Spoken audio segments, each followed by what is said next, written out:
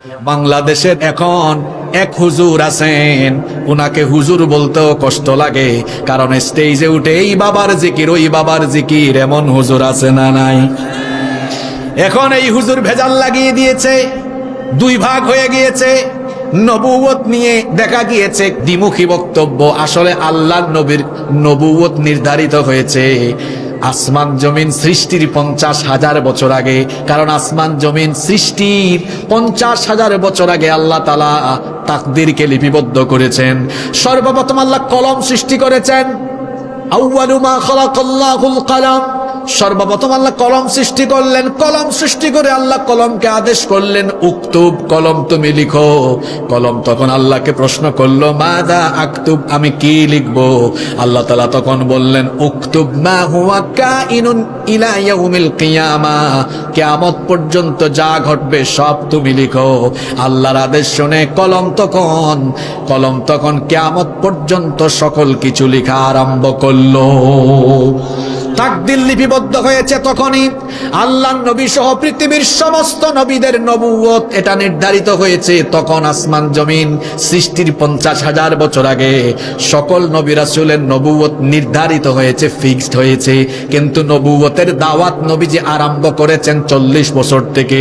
40 বছরের আগে নবীজি কোনোদিনও কাউকে ঈমানের দাওয়াত দেন নাই। তাহলে আমরা বাড়াবাড়ি না করে এভাবে বলতে পারি, নবীজির নবুয়ত নির্ধারিত হয়েছে আসমান জমিন সৃষ্টির 50,000 বছর আগে, আর দাওয়াত নবীজি আরম্ভ করেছেন 40 বছর পরে। আর কোনো ভেজাল আছে কোথায়? জোরে বলেন, ভেজাল আছে? কোনো ভেজাল নাই। নবীজি আমাদের কাছে অনুসরণীয়, অনুকরণীয়। আল্লাহর নবীকে নিয়ে আমরা কোনো বাড়াবাড়ি করতে চাই? বলছিলাম সূরা কাহাফের কথা, এটা নাজিল হয়েছে মাক্কি জিন্দেগির মাঝামাঝি সময়ে। অবস্থা তখন খুবই কঠিন। আল্লাহর নবী কাফিরদের চোখের সামনে বড় হয়েছেন।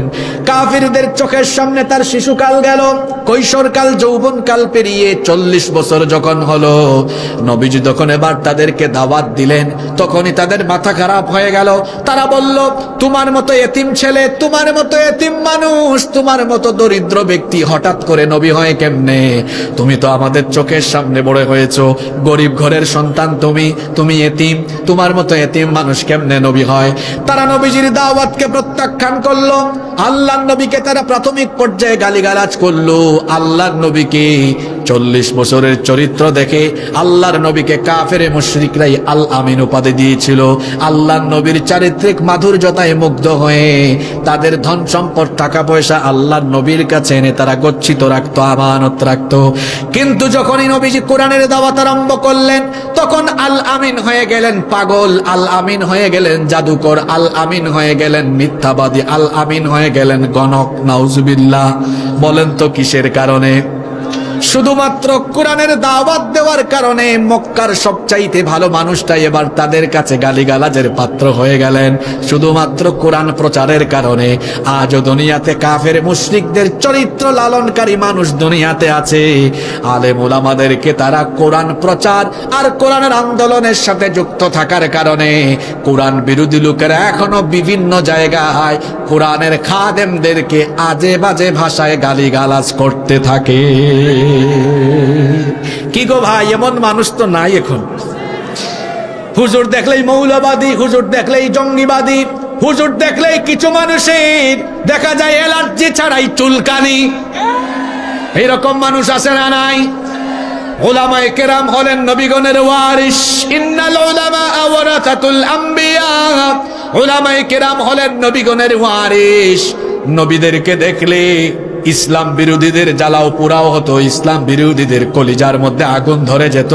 নবীদের ওয়ারিস আলেম উলামাদেরকে দেখলে যাদের জ্বালা পোড়া সৃষ্টি হয়ে যায়, এই লোকগুলোকে যদি কোরআনের ল্যাবরেটরিতে নিয়ে এদের রক্ত পরীক্ষা করা হয়, দেখবেন এদের রক্তের ভেতরে আবু জাহেলের ভাইরাস রয়েছে।